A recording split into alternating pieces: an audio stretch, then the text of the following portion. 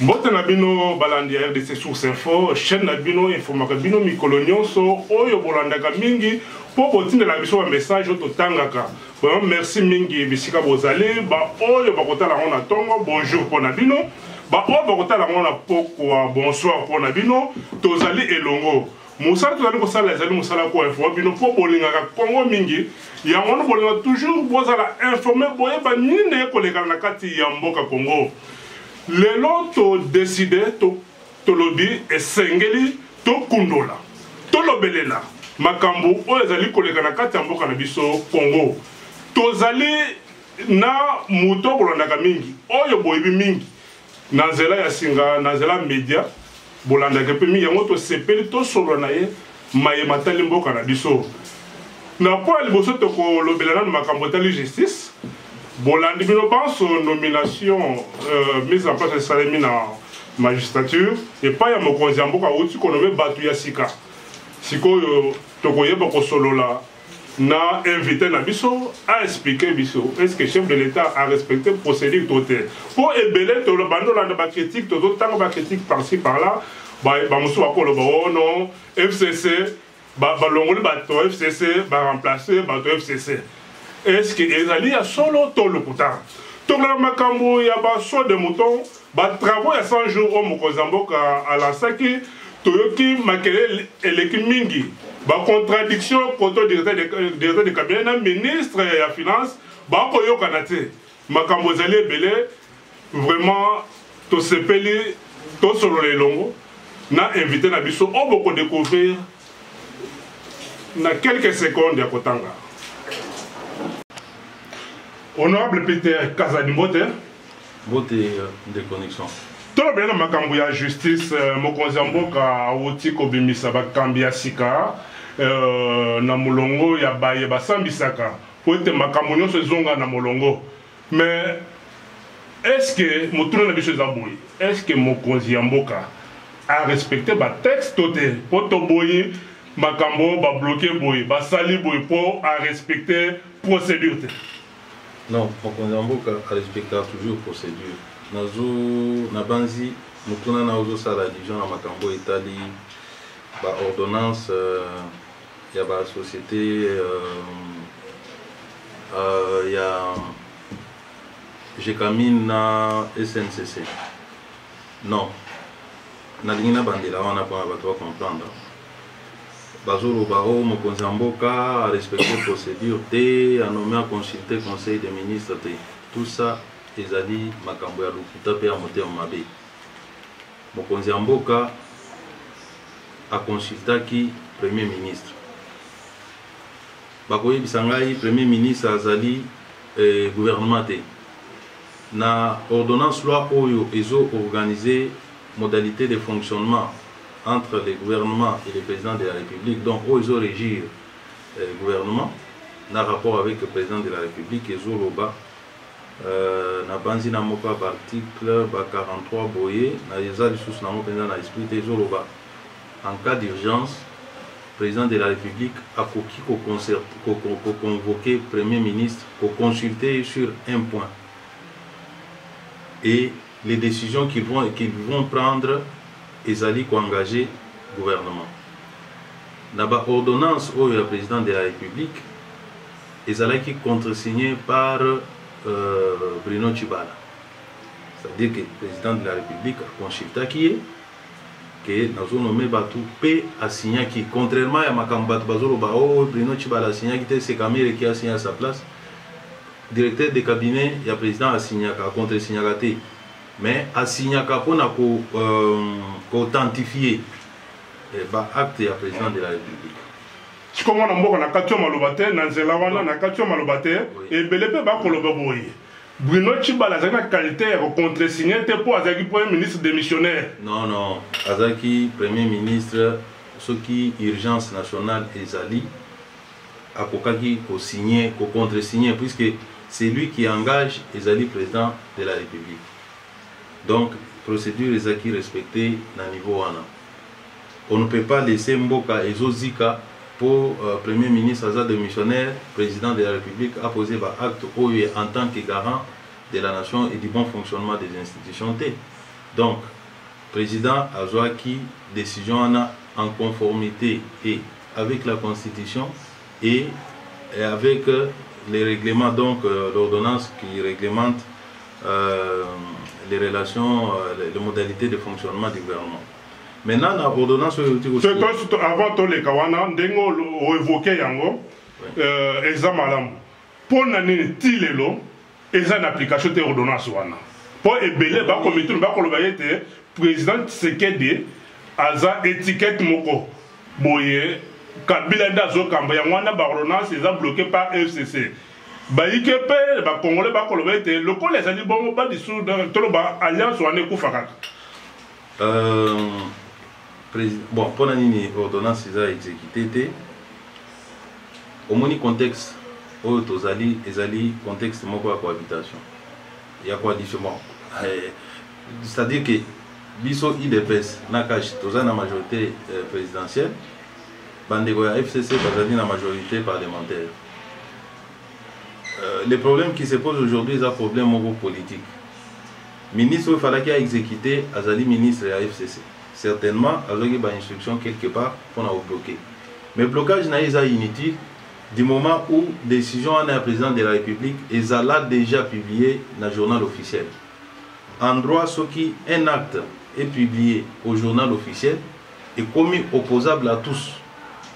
De sorte que on peut prendre même en cas de résistance, pour un OPJ et à la police, toke inaye ba déloger batouana, ba installer batouasika. Mais la sagesse au président de la République, au aboui kokene na bras de fer pour préserver paix politique, paix sociale, à temporiser. Mais ici, nous avons dit que l'ordonnance à président est d'application intégrale. Ce qu'on a dit bien, au moins on a déjà exécution des autres de manière tacite, puisque DG va nommer Najekami, accompagné dernièrement le Premier ministre dans un voyage où les autres à la Macambo-Jekami. Donc au moment opportun, il y a des contingences politiques. Le président de la République en tant que Moutouakimia, Azo Kenena Malembe, au moment où l'ordonnance a effectivement exécuté.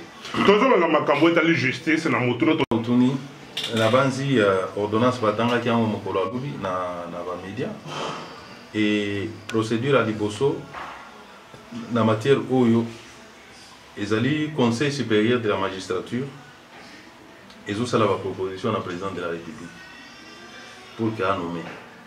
Bazou Bakoko proposer un certain nombre de noms, par exemple 3-3 ou je ne sais pas, ça dépend. Le président Goïb a 10 magistrats ou bien 5 ou ndenge moko ko fixer. À trier na ba magistrat na o bazo correspond à profil, hein? Un bon magistrat, aza na bonne réputation, aza boye, bato à qualité. Président de la République a propona moko à chaque poste à nommer bango. Ce qui Hollandi ordonnance balobi sur proposition du Conseil supérieur de la magistrature et le président a signé, le Premier ministre a contresigné. Donc les ordonnances ils allaient légalement prises, ils allaient opposables à tous. Bandeko o ba uti sika na bansi kala mingi te ba osala remise et reprise na ba o ya kala pour que ba banda musala na ba na banza ke makambo yo ekobota sunu nungu te na mayematali ba nomination o bandeko balande to ekoloka moko ya bibende ya UDPS parmi les 3 cas boyebi masolo yango yeah vraiment to se plaque to sur un mokolo lelo boyo qui est na weda to kolandela makambo na to kozongela lisusu qui y a un problème mwana mboka maître Peter honorable Peter Gazade to kona na mozinda makambo étalé ba travaux à 100 jours mabe ekoti population ba fâché embouteillage partout esika baso de moto ezali pour ba travaux ezali ko avancer te. Ba promesse notre chef de l'État, balobi pour on a étalé inauguration et koki samité. Mbongo o ba pesaki et sali musala nango toté pour toujours mon avancement ya misala te misala etelemi ezani no juste. Tikana biso que na participa qui na conception ya ma mesure ya président il y a 100 jours. la commission la commission 100 jours. Nous sommes membres pour participer à la conception de un projet des moutons. On a évalué les coûts globaux, ils ont 490 millions de dollars américains. Après tout l'équipe à étape d'exécution, certains membres de la commission sont même chargés de la suivi. Il y a des travaux après le temps où va nommer gouvernement, vous avez un gouvernement. Dans Dengue et Salamaki, c'était prévu que dans 3 mois, Misala n'est ici. Les moyens sont mobilisés pour que Misala n'est ici. Mbongo, ils ont débloqué. Bon, on a qui engouement, où il y a des entrepreneurs, qui ont Misala. À un moment donné, on a constaté, moi, quoi que vous voyez, comme si ça n'évoluait pas. Le président de la République, il est moi bimi. À ça, qui met ultimatum à l'objet, babandi musalate, bazon isambongo déjà après, il y a quelqu'un qui a terrain, va expliquer que non, ils ont retardé, il faut annoncer qui, mais tout ça qui a une étude à ma belleté. On a trouvé un problème, un câble à courant, un tuyau à régie des eaux. Il fallait qu'on regarde nini ou qu'on étudie. Pour ça, on a compris que c'était des raisons justement d'ordre technique. Et le président a sali bango sous confiance. À lui, bon continuer Moussala. Les lots, près de 9 mois. Et là, tout ça qui n'a qu'à élu à IDPS, tout ça qui va élu provinciaux, n'a pas élu nationaux, tout ça les tours n'a pas des moutons. Ndeko nako ebisao que constate tout ça même ngai moto na participer qui na ba travaux nazo comprendre. Sur les 8 sauts de moutons je crois, ils ont 3 nde oyo penza misala et salami na hauteur il y a presque 70%, donc 70%. Au misusu tokuti pavement de propriété na construction avant de poser fondation par exemple.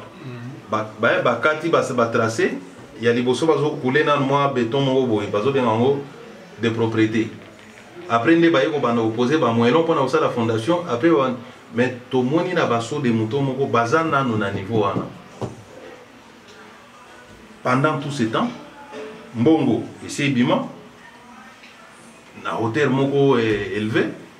Mais Moussala Bozana nous a nassé, pas même fondation, je dis bien nassé. Ça j'ai vu. Namoni Nami Sunanga. Quelque part, ils ont révoltant. Et nous avons pensé qu'il faut Toyeba, qu'est-ce qui s'est passé? Est-ce que Mbongo est Bimaki à solo? Est-ce que Bato Bazo Salamisala n'a pas besoin de Mbongo? Mbongo wana basali nango nini au cas où Bazoaki. Ceux qui Bazoaki Mbongo te, Mutu nini Azoaki yango. Montage, il y a Makambouane et Salamakibo. Tolobaki Torope, ça marchait directement à Papayate. Tous ont marché, Topé, ça n'a pas entreprise, n'a pas besoin de Mboka. Bandi, on a besoin de Futam. L'entreprise, on a des années OVD, na office des routes. On a travaillé avec eux sur l'élaboration de projet. Safrika, c'est Safrika, c'est ça, ni Mogo à État, c'est ça privé. Topé, si, il y a l'État. Il va travailler dans mon sous bazar marché.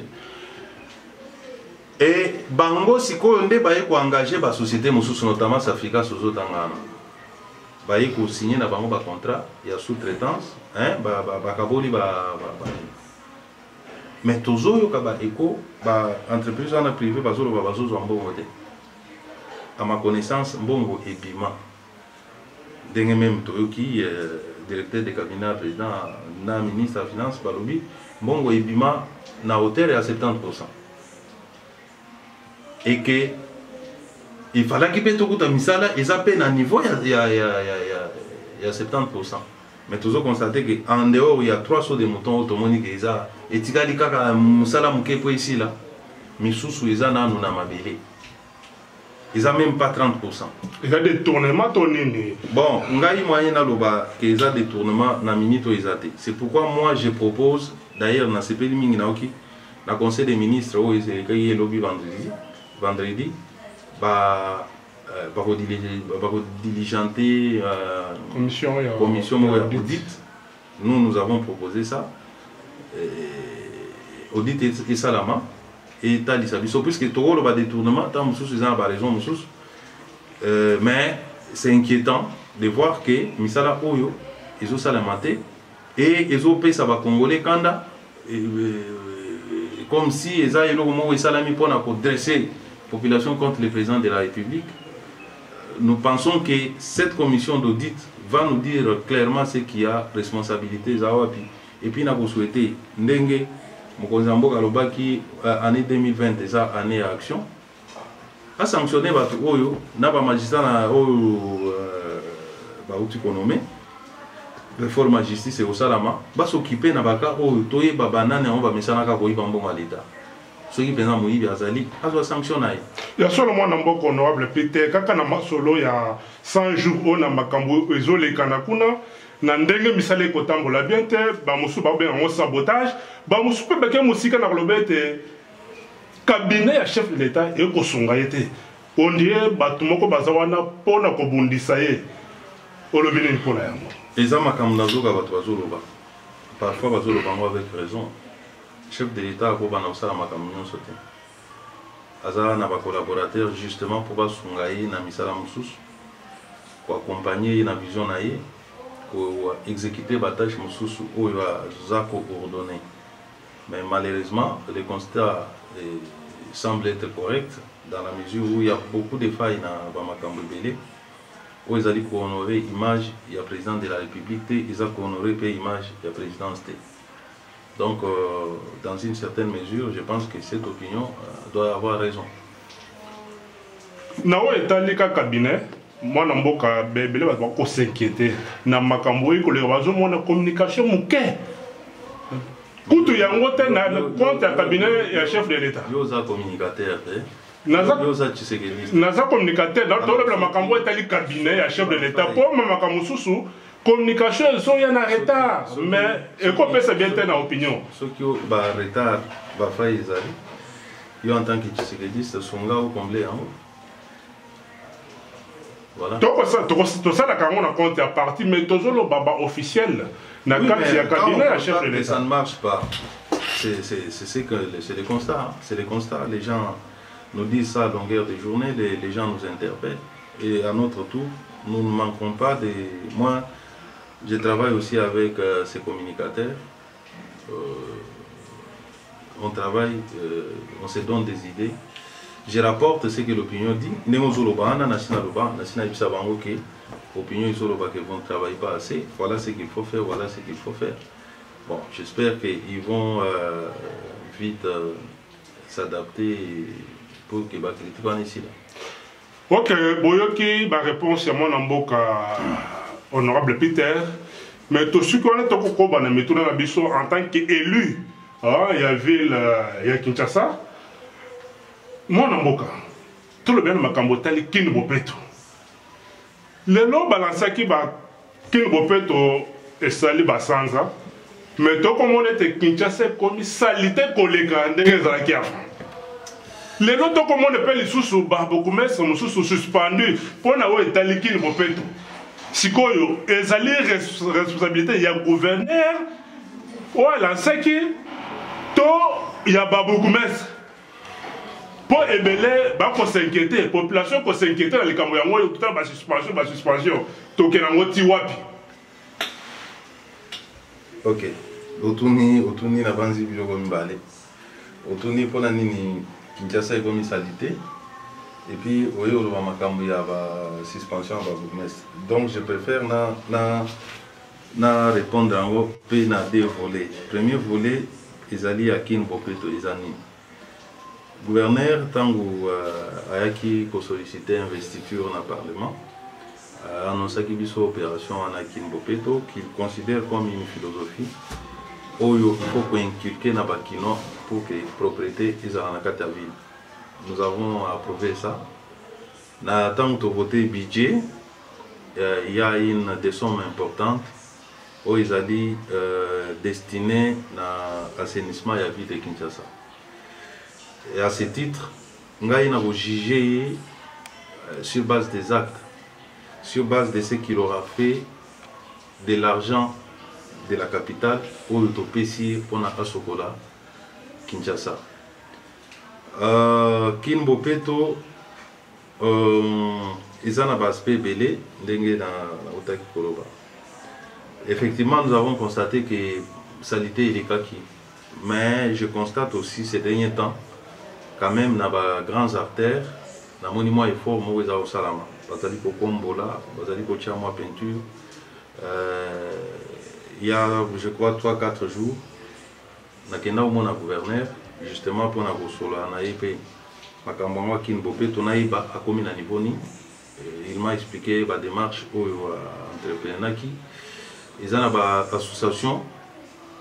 On a un système qui est en place, ils ont une association qui est payée par BSECO, il est en train de se battre pour corriger le bureau pour que Mbongo n'a pas canalisé et qu'effectivement la bande propre. Et il est aussi en train de se débrouiller avec les fonds propres de la ville pour qu'il Salam. Mais je dois vous dire que ce qui ont constaté au bout des 3 prochains mois que Kinshasa est bougé, je promets que nous allons interpeller le gouverneur à Ebisabiso. Mbongo Oyo, Topesa qui est pour la ville, et zo sala nini, ezo kende wapi, nani azwaka yango, asala nango nini. Maintenant, l'aspect où Italie, Bandeko, où il va vous mettre. Avant de commencer à Mboka, au Tangi, les Camboyaba, artère et Aminen, la ville à Kinshasa. Kinshasa, Zaka, artère et Aminen était. Ce qu'on appelle la commune, au commun, la salité, la condition, mais il y a ma baie. Vous avez raison. On a pris cet exemple. Ce qu'on a dit bien, depuis un temps, tout était arrêté. Même Kokombo, là, boulevard, il y a Kokombo. Ils ont dit que ça m'a dit sous-souté. Mais on constate que ça a repris. J'ai dit qu'au moins il y a un débit. J'ai constaté qu'il y a un débit. Et le gouverneur m'a expliqué. Maintenant, il faut tout intensifier en gros. Il faut qu'on ait un quartier. Il faut qu'on ait un niveau. Tala les lois les bêtises au côté de la bande puisque le niveau est bouché. Tout ça c'est la responsabilité de la ville. Aussi, la population citoyenne a responsabilité. C'est là qu'on dit que Kinbopeto, c'est une philosophie. Il faut que chacun de nous, ceux qui au milieu, au Sombima et na Moulangi, au milieu, au Boaka Moulangi, na terrassete, Luka place poubelle les alliés. Le gouvernement provincial a un devoir de créer des poubelles publiques pour éviter que les gens ne soient pas. Culture, tozana ya Kwanga, Makasa Kwanga. Au Kuta Itondi, na Balabala, na Bawenze, sachez, il faut toujours consommer de l'eau qu'on a toé. Au bois quand il y a partout, tout orientant on a ici qu'à Oyo, babongisi pour na yango. Donc moi je pense que biso to Roland de la gouverneur, ça je te promets, oui bien bien, to Roland de la gouverneur pour toper ces mbongo, ya bakino. Tout tient à disposition na etolobi, yé a ibisi biso so ki bopesi un montant tel na obongisi la bino vie. Tu as adopté un gros parlement, tu as dit quitte à lui maintenant de gérer un bon père de famille, un bon mois d'opécier, puis tout le monde a résultat. Bidjoana et vous allez exécuter, je crois, d'ici là, peut-être la fin du mois de janvier. Bidja Sikayoko, il vous a déjà fonctionnel, j'espère. Et en ce moment-là, nous pouvons le juger à travers des actes qu'il va poser. Makamba va vous mettre, na kendagi de sous na gouverneur. Ça rentre dans mon pouvoir en tant que député quand j'entends qu'il y a des Banungu. Il est de mon devoir d'approcher l'autorité de la ville, un ministre ou le gouverneur, pour lui poser la question qu'est-ce qui se passe.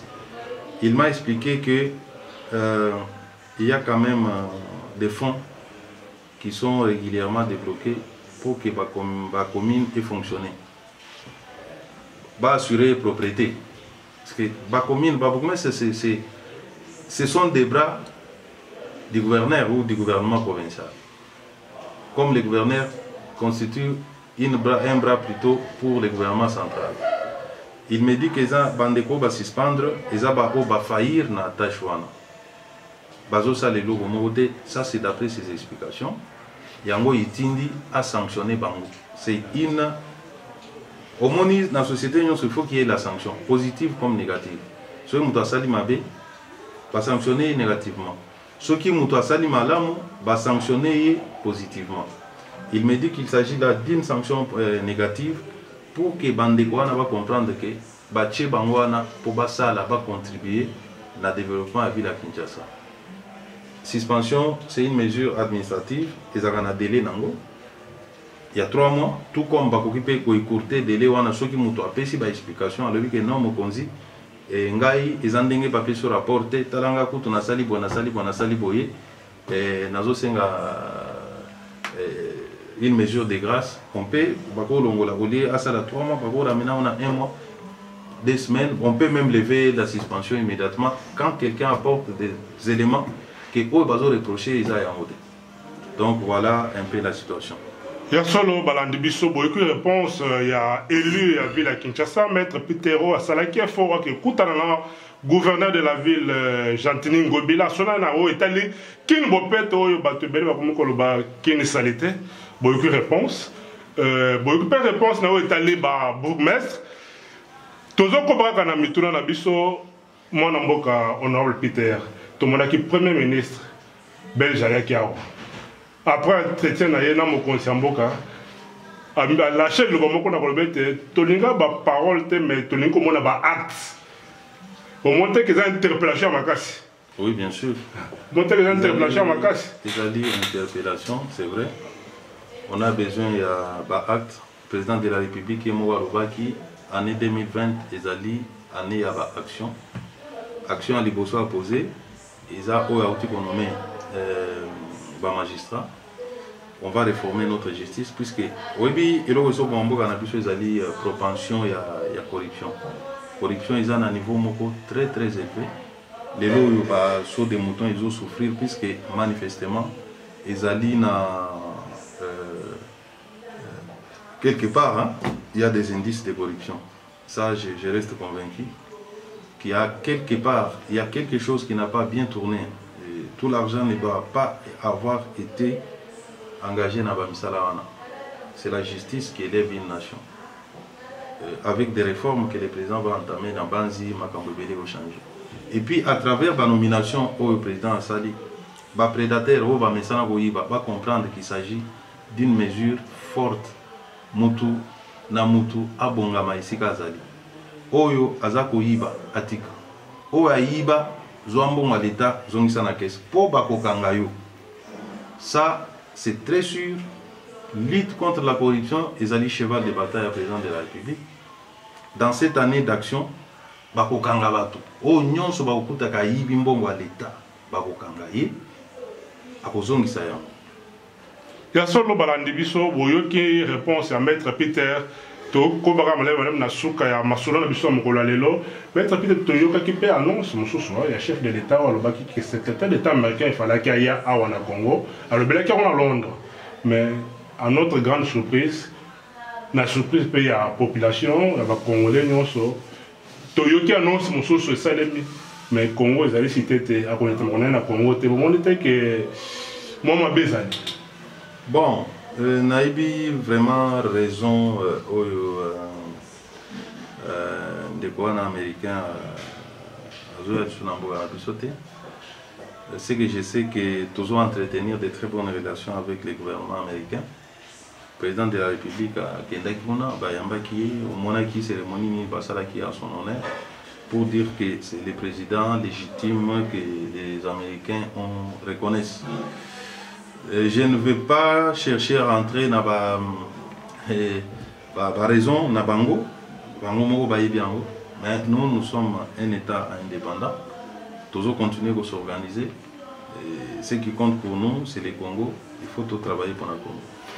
Ok, Motuna Nabiso et avant, Motuna Asuka, tout le bien, plan de sortie, il y a un décofayolo. On a eu l'Italie, on a Nabiso, on a eu crise des années. Mais à passer à publier qui plan de sortie, on a insister dans le team pour aller là. À pesar qu'il y a un premier ministre belge, nakanisi ozali élu oyebi ndeko Fayulu alobaka aza tshisekediste, mais c'est un tshisekediste buissonnier. Il a fait l'école buissonnière.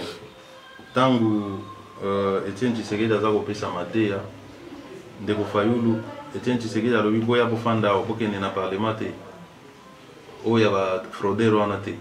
Ndeko Fayulu akimi cour akei kofanda na parlement pendant 6 et 7 ans. 7 ans au Kabila a été au salaire. Il y a qui accompagné dans le Parlement. Tant que Etienne Tshisekedi a sala, papa Etienne Tshisekedi a bimisi fait des routes. A pesi biso ba élève na ye, a lobi bo kende boka ko na ambassade.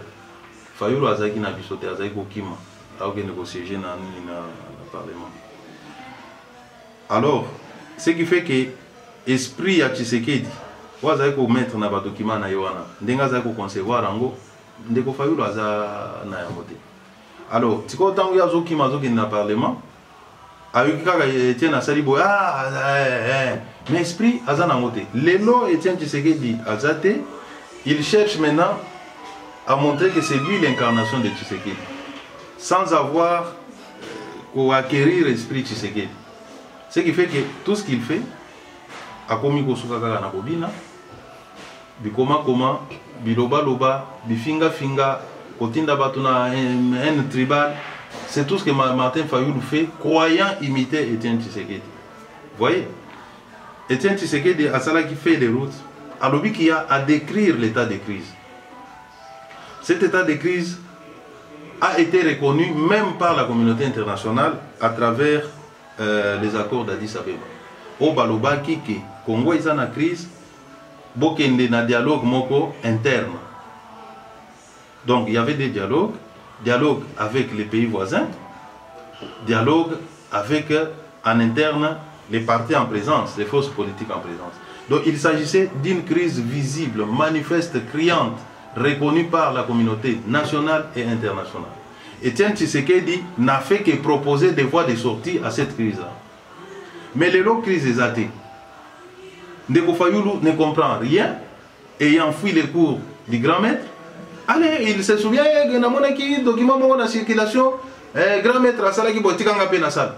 Mais esprit au grand maître a salaki qui ango, constat au salaki, inspiration divine au azaki nango. Ndeko Fayulu azanango. C'est pour dire que c'est comme quelqu'un qui est en train de azobeta lichette nagata mai, aganisa kozobisa mai. Mai izolika yazobeta lichette ta, azozi la makile tanga, pa. Donc un coup d'épée dans l'eau. Et pour produire et le côté pour crise zate. Ndeko Fayulu Azali a été élu député. Ce qui a l'ingito changé même constitution. Ah, qu'il n'y a pas parlement. Na projet, il y a modification de la constitution. Ce qui a l'ingito changer le système judiciaire.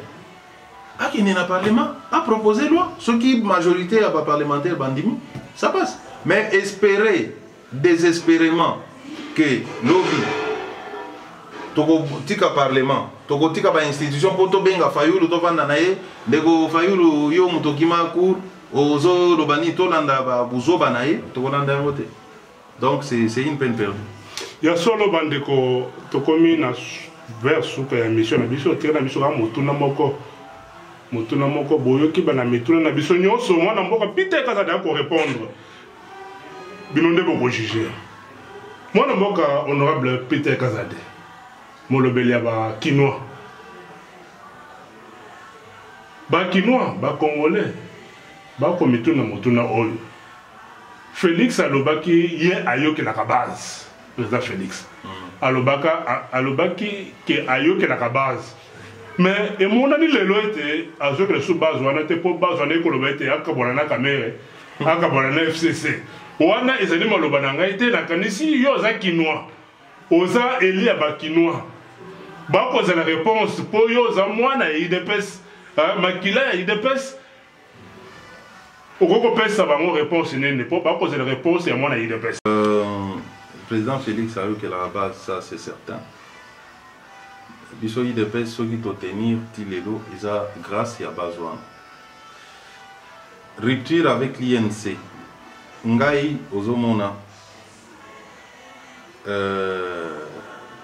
nazali co-rédacteur il y a accord aux isoliers IDPS na INC na Nairobi to signé qui yango kuna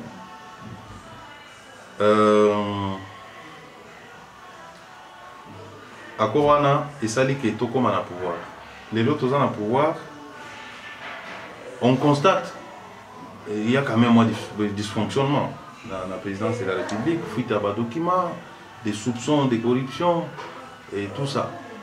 Il y a un gros outil dans tous les lots, balobake, divorce et ça là. Mais est-ce que le divorce est opportun pour le moment? Je ne pense pas que c'est opportun. Moi je prends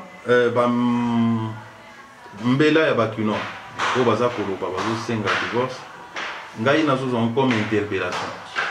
Et interpeller Bisso Batouakash d'abord en interne, c'est-à-dire l'INC et l'IDPS. Tomita la na miroir, Toiba, qu'est-ce que la population nous reproche? Il est encore temps. Bazo reprocher Bissoni, Balobi que Tozo Yiba. Est-ce que Tozo Yiba ya solo? Nani Azo Yiba. Est-ce qu'on ne peut pas changer? Tu vois? Et c'est comme ça aussi, je crois que le président de la République comprend les choses.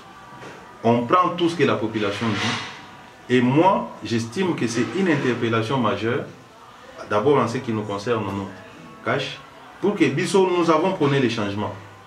Tout le cas qui pouvoir pour notre Tokoma, Tobanda Osala, Mamakambo, tout dénoncer qui le vide. Tobanda Koyiba, Tobanda Osala, Makambo Yamabe. Ça, ce n'est pas la vocation de l'IDPS. Et je pense que ce n'est pas non plus la vocation y a cash. Donc, Bande Kwakash, INC, IDPS, Yabiso Bazali autour du président de la République et Sengeli Toyoka, Oyo Baz Ezo Senga. En réalité, base Alingi Moïbité, base Alingi corruption T. Toyoka message Wana, to changer, to kozonga en harmonie, na base Wana et pour continuer à soutenir Biso, Ndenge et Bandai pour soutenir Biso Utakala. Les mêmes messages. Ils ont été adressés à l'Alliance FCC Cash. Les lois qui ont dissolution à FCC Cash, c'est parce qu'on constate que tous se comportent n'étaient pas opposants. Les lois n'a qu'à gouvernement moko, tous ceux qui se considèrent, il y a des progressistes et il y a des gens qui veulent les statu quo. Au Balingi, mboka est progressé, n'a qu'à gouvernement moko. Et on identifie les progressistes, les alliés président Tshisekedi, ou les alliés n'a pas ça à avancer, mais au tour de la ordonnance, les alliés n'a biso, des baso ça la hermo ba obstruction, ba lingité to avancer. C'est pourquoi la population est lingi bilo vanate. Et je considère aussi que c'est la population, la population à Genève. Na tozo boyate, na lobby qui na état pour toza. Moi, je considère comme un avertissement. Le coup là, il y a un lobby. Année 2020, déjà, année, il y a action. Nabanzi, à Gosangate, et puis, solution, ils ont vraiment pour dissoudre la coalition. Solution, ils ont dit, pour sanctionner, Batou, il n'y a pas d'autres. Mais pour dissoudre l'Assemblée Parlement. Ils ont nécessaire pour l'instant. Ils ont nécessaire, mais on peut sanctionner d'abord Baye autour du président. Bazako Salamabe. Moumamala, Yamabe faut Golongolango. Et président Golongolabango. Nakata, il y a gouvernement, il y a un lobby. Moutou Oyo a s'opposer à la vision. Puisqu'il a été convenu que la coalition Oyo est la placer sous la vision du président de la République. On a toutes les deux parties, nous avons convenu. Naba Ndeko fait FCC basé la majorité, Nabiso toza na minorité parlementaire, to sangani, to lobike, to komi mutumoko, tozo placer vision et action Nabiso sous la vision et la supervision du président de la République. De sorte que ceux qui ont la vision en été, ou tu démissionnes, ou tu suis la vision.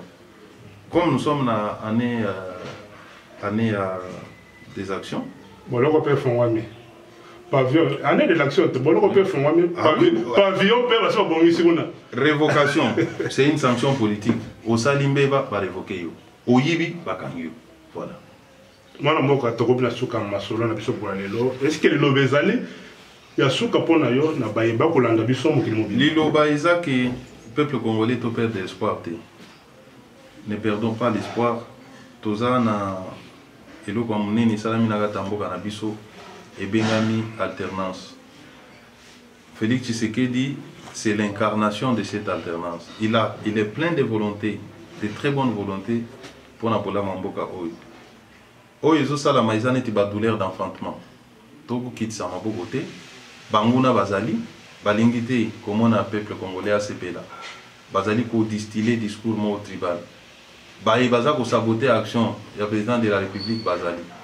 Bazali na kati ya groupe na biso moko FCC et Cash, donc ndenge moko pe bazali na FCC. Mais sans soutien na bino, sans soutien à la population, toujours risqué tout rater alternance. Nazo senga biso nyonso sima mokonzi mboka to tchai maboko to soutenir pour que appliquer ba mesures rigoureuses pour na redresser mboka na biso. Merci Mingmwana Mboka. Balandi biso ya na RDC Source Info. Tokomi na suka masolo biso mokolo lelo na honorable Peter Kazadi Molobeli Bakino po apona makina kata kino. Oyo ezali émission na bino na yebisaki bino ete nzoto etongisamaki mais tomi ko répandre moke tokotambola partout po to informer bino oyo ezalaka ebandeli mosala ezongeli fouiller partout et c'est quoi puis information pour tout informer chaque jour au Bandolanda biso na des sources info to kutani malasima.